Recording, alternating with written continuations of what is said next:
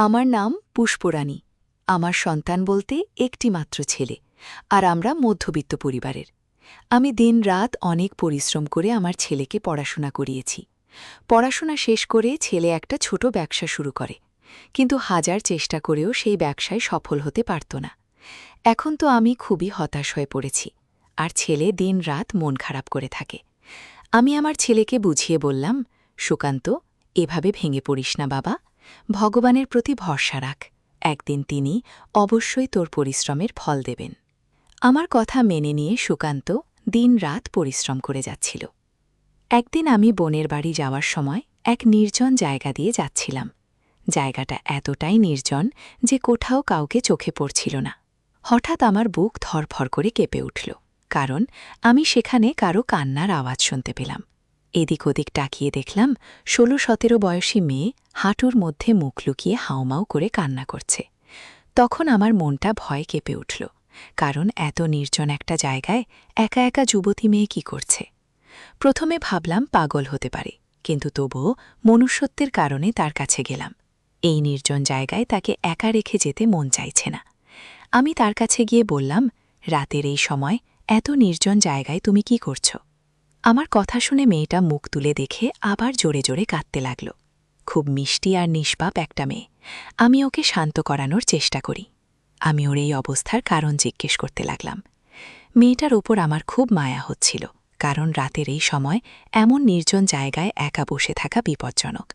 আমি তাকে তার বাড়ির লোকের কথা জিজ্ঞেস করলে সে কাঁদতে কাঁদতে বলল, আমার নাম অঞ্জলি, আর আমার বাড়ি দূরের এক গ্রামে। বাবা মা আমাকে বাড়ি থেকে বের করে দিয়েছেন। আমি হতবাক হয়ে জিজ্ঞেস করলাম, বাবা মা তোমাকে বাড়ি থেকে বের করে দিল কেন? আমার কথা শুনে সে আরও কাঁদতে লাগল, আর বলল, বাবা মা একজন বৃদ্ধ ব্যক্তির সাথে আমার বিয়ে দিতে চায়। বাবা সেই বৃদ্ধের কাছ থেকে ঋণ নিয়েছিলেন, যার বিনিময়ে তিনি আমাকে তার হাতে তুলে দিতে চান। আমি বাবা মায়ের পা ধরে বলেছিলাম যে আমাকে এই নরকে ফেলে দিও না, আমি কখনো খুশি হতে পারবো না, এর থেকে ভালো হয় তোমরা আমাকে মেরে ফেলো। কিন্তু তারা আমার কোনো কথাই শোনেননি। আমার চোখে জল দেখেও তাদের কান্না হয়নি।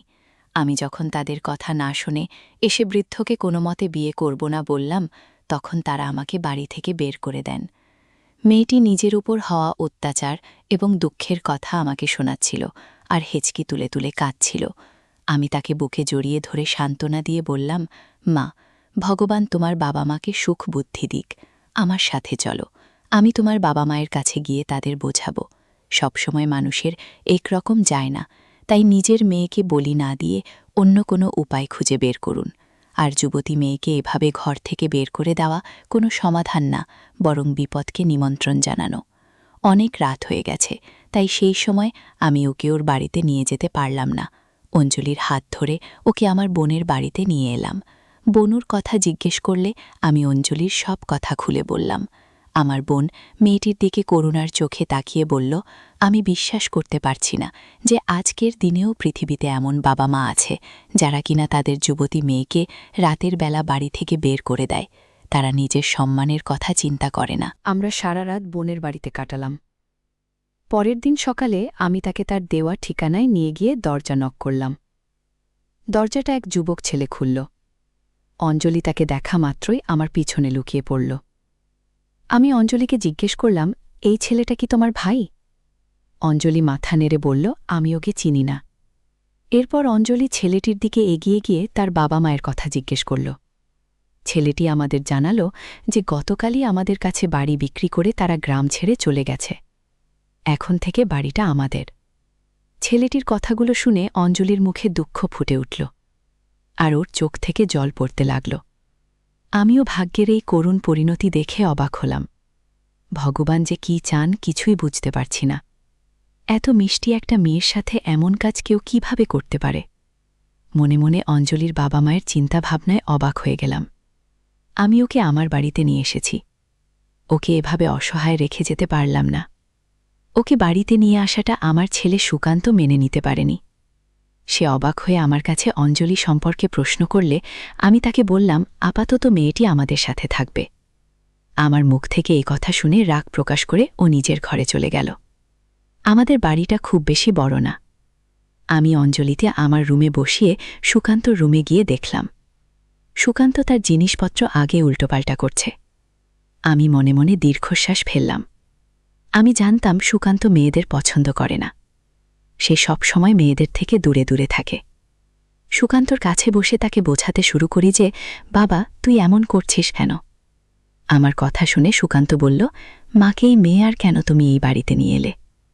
আমি ওর কথা শুনে বললাম, বাবা, ও একটা অসহায় মেয়ে, ওর বাবা মা নেই, তাই ওকে এখানে নিয়ে এসেছি। আমার কথা শুনে সুকান্ত উঠে চলে যেতে চাইলে আমি ওর হাতটা ধরলাম। ও বলল, মা, তুমি খুব সরল। এই পৃথিবীতে কত রকম প্রতারক আছে, তুমি কি তা জানো? এই মেয়েটা যদি প্রতারক হয়, তখন আমরা কোথায় যাব, কি করব? আমাদের অবস্থা এমনিতেই খারাপ, সংসার চালাতে কত পরিশ্রম করতে হয়। এই অবস্থায় মাথায় একটা নতুন সমস্যা নিয়ে এলে আমি নতুন করে কোনো সমস্যায় পড়তে চাই না। আমি তাকে বুঝিয়ে বললাম, বাবা, এই মেয়েটা খুব নিষ্পাপ, চেহারা দেখে তাকে মোটেও প্রতারকের মতো মনে হয় না। আর কিছু খারাপ হলে তখন দেখা যাবে ভগবান আমাদের সাথে আছেন। ছেলে তখনও রাজি হচ্ছিল না। তারপরে আমি তাকে আমার মাথার দিব্যি দিলে অঞ্জলিকে বাড়িতে থাকতে দিতে রাজি হলো। এখন আমি কিছুটা স্বস্তি পেলাম, অন্তত অঞ্জলির একটা ব্যবস্থা হলো। যদি অসহায় হয়ে রাস্তায় রাস্তায় ঘুরে বেড়াতো, তাহলে ওর জন্য সেটা মোটেও ভালো কিছু হতো না। এখনকার সময়ে মানুষ নয়, রাস্তায় রাস্তায় কুকুর ঘুরে বেড়ায়, যারা অঞ্জলির মতো একা কোনো মেয়েকে পেলে ছিটে খেতে প্রস্তুত। এই অবস্থায় আমি কিভাবে তাকে রাস্তায় একা রেখে যেতে পারি? কিন্তু কথায় বলে না, ভাগ্য কখন কোন দিকে মোড় নেয় তা বলা খুব কঠিন। আস্তে আস্তে সময় কাটতে লাগলো অঞ্জলির। এখানে আসার ৩ মাস হয়ে গেছে। সে আমাকে আমার কাজে সাহায্য করত এবং আমার খুব সেবা যত্ন করত। মনে হতো যেন ভগবান আমাকে একটা মেয়ে দিয়েছেন। অঞ্জলি আমাকে কোনো কাজে হাত লাগাতে দিত না, আমার খুব যত্ন নিত, আর রাতে আমার পা টিপে দিত। সে বলতো, তুমি যদি আমাকে না রাখতে তাহলে আমি কোথায় যেতাম? তুমি আমার সব কিছু। আমি যতই তোমার সেবা করি যতই কম। সে আমার এত যত্ন করত যে মাঝে মাঝে আমার নিজেকে গর্বিত মনে হতো। জানি না কি এমন পুণ্য করেছি যে ভগবান আমাকে অঞ্জলির মতো একটি মেয়ে দিয়েছেন। অঞ্জলি আমার বাড়িতে খুব খুশি। অঞ্জলিকে খুশি দেখে আমি খুশি। কিন্তু আমার চিন্তা আমার ছেলে সুকান্তকে নিয়ে। এখন অঞ্জলিকে সে আগের মতো পছন্দ করে না। কিন্তু তবুও অঞ্জলিও সামনে পড়া থেকে নিজেকে বাঁচিয়ে চলত। খুব জরুরি কাজ থাকলে তবে সে তার সামনে যেত, নইলে সুকান্ত বাড়িতে আসার সাথে সাথে সে এদিক সেদিক ঘুরে বেড়াত। সুকান্তর ভয় বোন থেকে দূর করার অনেক চেষ্টা করেছি। সুকান্ত খুব ভালো ছেলে, কিন্তু জানি না অঞ্জলির কি হয়েছিল যে সে সবসময় সুকান্তকে এড়িয়ে চলত। অঞ্জলি এখানে আসার পর থেকে একটা জিনিস লক্ষ্য করছি যে সুকান্তর এখন আর অঞ্জলিকে খারাপ লাগে না। আমি সুকান্তর চোখে অঞ্জলি প্রতি ভালোবাসা দেখলাম, যদিও আমার ছেলে মেয়েদের থেকে সবসময় দূরে থাকত। ছেলে বিয়ে করবে কিনা এটা নিয়ে আমি ভয়ে থাকতাম। সুকান্ত আমার একমাত্র ছেলে, এবং বিয়ে না করলে আমার পুরো বংশ ধ্বংস হয়ে যাবে। সুকান্তর চোখে অঞ্জলি প্রতি ভালোবাসা দেখি ভাবলাম সুকান্তকে রাস্তায় আনার এটা একটা ভালো সুযোগ। কিন্তু সুকান্তর সাথে সরাসরি কথা বলতে পারছি না। সুকান্তর মনের অবস্থা জানতে আমি পাড়ায় এক ঘটককে অঞ্জলির জন্য সম্বন্ধ আনতে বললাম। আমার কথায় তিনি অঞ্জলির জন্য সম্বন্ধ নিয়ে বাড়িতে আসেন। তাদের অঞ্জলিকে এত পছন্দ হয় যে তারা তখনই সম্বন্ধ পাকা করতে চাইছিল। আমি তাদেরকে থামিয়ে 7 দিন পর আসতে বললাম। আমি মনে মনে ভেবে নিয়েছি যে সুকান্ত অঞ্জলি সম্বন্ধে কথা বললে সে কিছু না কিছু করবে, আর তখন আমি জানতে পারবো যে সুকান্তর মনে কি চলছে। সন্ধ্যায় সুকান্ত বাড়িতে এলে আমি ওকে বললাম যে আমি অঞ্জলির সম্বন্ধ ঠিক করে ফেলেছি। সামনে 7 দিন পর পাকা কথা বলে দিব আর তারিখ ঠিক করব। আমার কথা শুনে সুকান্তর মুখ রাগে লাল হয়ে গেল। তারপরে ও বলল, মা, তুমি আমাকে না জিজ্ঞেস করে অঞ্জলির বিয়ে ঠিক করলে কিভাবে? আমি কিছু না বোঝায় ভান করে বললাম, তোকে জিজ্ঞেস করে কি হবে? তুই তো অঞ্জলিকে এই বাড়িতে থাকতে দিতে চাস না, তাই অঞ্জলির বিয়ে হয়ে গেলে তুই একটু স্বস্তি বোধ করবি। আমার কথা শুনে সুকান্ত মাথা নিচু করে তারপর বলল, মা, আমি অঞ্জলিকে পছন্দ করতে শুরু করেছি এবং অঞ্জলিকে বিয়ে করতে চাই। ওর কথা শুনে আমি ওর দিকে হতবাক হয়ে তাকিয়ে রইলাম এবং কপট রাগ নিয়ে বললাম, অপদার্থ, তুই তো ওকে পছন্দ করিস না, তাহলে ওকে বিয়ের কথা বলছিস কিভাবে? সুকান্ত আমার কাছে এসে আমার মিথ্যে রাগ উপেক্ষা করে বলল, মা, আমি অঞ্জলিকে ভালোবাসি, আর আমি বিয়ে করলে শুধু ওকেই করব। অঞ্জলি আমার ছাড়া অন্য কারো হতে পারে না। এই বলে সে ঘর থেকে বেরিয়ে গেল, আর আমি তার কথা শুনে মনে মনে হাসতে লাগলাম। সুকান্ত রাজি, কিন্তু এখন সমস্যা হলো অঞ্জলি রাজি হবে কিনা। আমি জানি অঞ্জলি আমার কথা ফেলতে পারবে না, কিন্তু আমি এটাও জানি যে অঞ্জলি প্রথম থেকেই উপেন্দ্রকে ভয় পায়, তাই হয়তো ওর সাথে সারা জীবন কাটানোর কথা ভাবতেও পারবে না। সকালে স্নান করে ফ্রেশ হওয়ার পরে আমি অঞ্জলিকে কাছে বসিয়ে বোঝাতে শুরু করলাম যে অঞ্জলি, তুই কি আমায় ভালোবাসিস? আমার কথা শুনে ওর চোখ জল চলে এলো। তুমি আমার কাছে ভগবান, আর তুমি এ কথা বলছো কেন? আমি অঞ্জলির হাত আমার হাতে নিয়ে বললাম, অঞ্জলি, তুই কি আমার ছেলে সুকান্তকে বিয়ে করতে পারবি? আমার কথা শুনে অঞ্জলি হতবম্ব হয়ে আমার মুখের দিকে তাকালো। মনে হলো যেন সে বৈদ্যুতিক শক খেয়েছে। অঞ্জলি মাথা নাড়তে লাগল। আমি তাকে বুঝিয়ে বললাম যে সুকান্ত খারাপ না। মেয়েদের প্রতি তার ঘৃণার পিছনে একটা বড় কারণ আছে, আর সেটা হলো তার পিসি। ওর পিসির খারাপ কাজের জন্য সুকান্ত সমস্ত মেয়েদের ঘৃণা করে। ওর পিসি একটা খুব বড় কেলেঙ্কারি করেছিল, যার কারণে ওর পিসির সাথে এই পরিবারের সমস্ত সম্পর্ক শেষ হয়ে যায়। ঠিক এই কারণে সুকান্ত মেয়েদের পছন্দ করে না, আর তাদের থেকে দূরে দূরে থাকে। আর কথায় অঞ্জলির মন কিছুটা শান্ত হয়, কিন্তু তবুও অঞ্জলি ভয়ে ভয়ে ছিল। অঞ্জলিকে আমি কথা দিলাম যে আমি তার প্রতি কখনো কোনো অন্যায় হতে দেব না। আমার ছেলে আর আগের মতো নেই। এখন তুমি নিজেই বুঝতে পেরেছ, সুকান্ত অনেক বদলে গেছে, আর সে তোমাকে ভালোবাসতে শুরু করেছে। আমার কথাগুলো তার মনের ভয়কে দূর করে দিল। সে বলল, আমি কিভাবে তোমাকে না বলতে পারি? তুমি আমার কাছে ভগবানের মতো। বাবা মা আমাকে ছেড়ে গেলেও তুমি আমাকে স্থান দিয়েছিলেন। অঞ্জলির কথা শুনে আমি খুব খুশি যে ভগবান আমাকে খুব ভালো পুত্রবধূ এবং মেয়ে দুটোই দিয়েছেন। আমি সুকান্ত আর অঞ্জলির বিয়ে ঠিক করে দিলাম। তারপর অঞ্জলি আর সুকান্তর বিয়ের দিনও এসে গেল। আমি ওদের বিয়ে খুব ধুমধাম করে না হলেও খুব আনন্দের সাথে দিয়েছি। বিয়ের পর সুকান্ত অঞ্জলির খুব যত্ন নিত ও খাওয়া দাওয়া থেকে প্রতিটি ছোট বড় প্রয়োজনের দিকে নজর রাখত। কিন্তু এটি জিনিস আমাকে ভিতর ভিতর কষ্ট দিত, আর সেটা হলো অঞ্জলির স্বাস্থ্য। কারণ দিন দিন অঞ্জলির স্বাস্থ্য খারাপ হচ্ছিল, একটু কাজ করেও হাঁপিয়ে উঠত।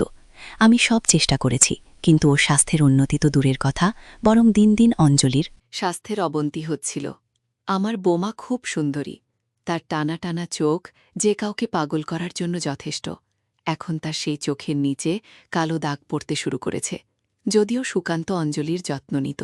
আমার মনে আছে, বিয়ের দিন যখন অঞ্জলি কনে সেজে আমার বাড়িতে এসেছিল, বিয়ের কয়েকদিন আগে আমি অঞ্জলিকে বোনের বাড়িতে পাঠিয়ে দিয়েছিলাম, এবং অঞ্জলি সেখান থেকে কনের সাথে যখন আমার বাড়িতে আসে তখন সে খুব খুশি ছিল।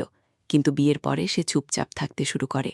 যে টাচ করতে বলতাম চুপচাপ করে দিত, বেশি কথা বলতো না। এখন আমার ওকে নিয়ে চিন্তা হতে শুরু করেছে। সুকান্ত অনেক ডাক্তার কবিরাজ দেখালো, কিন্তু ওর কোনো উন্নতি হলো না। একদিন উপেন্দ্রের বাড়িতে এসে অঞ্জলির স্বাস্থ্যের কথা জিজ্ঞেস করলে আমি ওকে বললাম যে আজ অঞ্জলির শরীর খুব খারাপ, ঘরে শুয়ে আছে। সুকান্ত অঞ্জলির কাছে গিয়ে খুব আদর করে চুলে আঙুল বুলিয়ে দিতে দিতে ওকে জাগিয়ে তুলুন। সে সময় অঞ্জলির অবস্থা খুব খারাপ। সুকান্ত ব্যাগ থেকে মধু বের করে অঞ্জলিকে খাওয়ালো। আমি লক্ষ্য করেছি যে বিয়ের পরের দিন থেকেই সুকান্ত অঞ্জলিকে মধু খাইয়ে তাকে ছাদে নিয়ে যেত। আমি খুব অবাক হয়ে ওকে জিজ্ঞেস করলাম, কিন্তু ও কোনো না কোনো অজুহাত খাড়া করত। আমিও ভেবেছিলাম ও অঞ্জলি ভালোবাসে, তাই ওর সাথে খারাপ কিছু করবে না। অঞ্জলি আবার শুয়ে পড়লে সুকান্ত ফ্রেশ হতে বাথরুমে চলে গেল। আমি কিছুক্ষণ অঞ্জলির কাছে বসে তারপর উঠে বাইরে বেরিয়ে এলাম। কিছুদিন এভাবেই কেটে গেল। একদিন অঞ্জলি আমার কাছে বসেছিল। হঠাৎ সে অজ্ঞান হয়ে একপাশে গড়িয়ে পড়ল।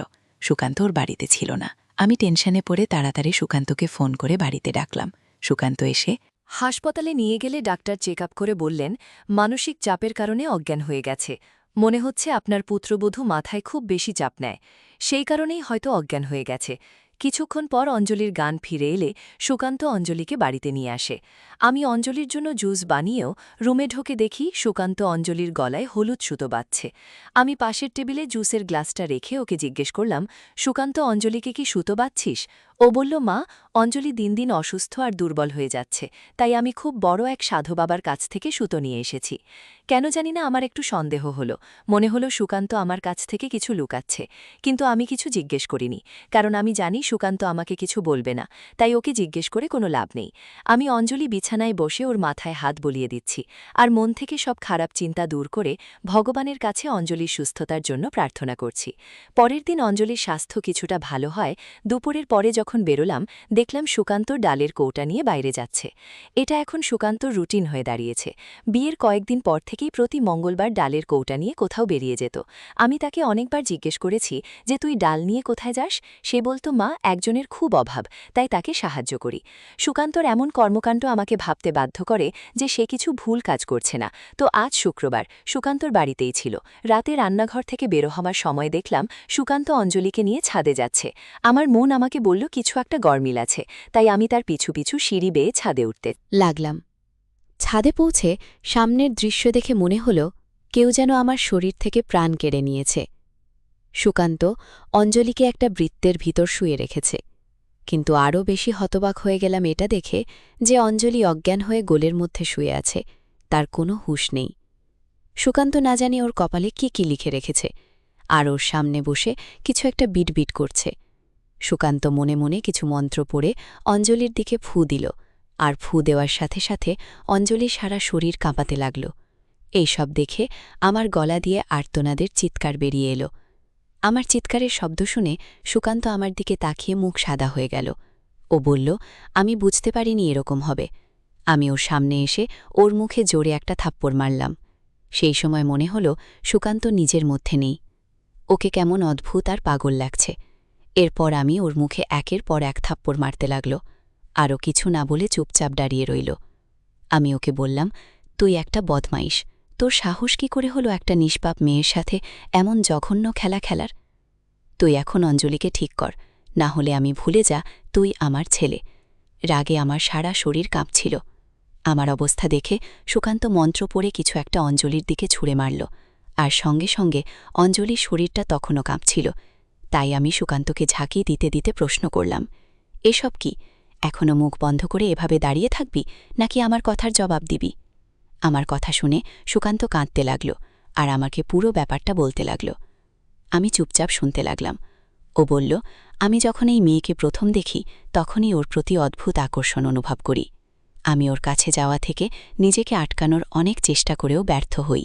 আমি বিয়ের আগেই অঞ্জলির সাথে সম্পর্ক স্থাপন করতে চাইতাম, কিন্তু যখনই আমি অঞ্জলির সাথে এসব করার চেষ্টা করতাম, তখন অঞ্জলি আমার কাছ থেকে পালিয়ে যেত বা আমাকে এসব করতে বাধা দিত।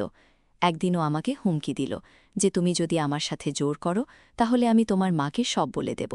তখন উল্টো আমি ওকে হুমকি দিয়েছিলাম যে তুমি যদি আমার মাকে বলো তাহলে আমি মাকে বোঝাবে যে তোমার উদ্দেশ্য কত খারাপ, আর আমার মা আমাকে বিশ্বাস করবেন, তারপরে তিনি তোমাকে বাড়ি থেকে বের করে দেবে।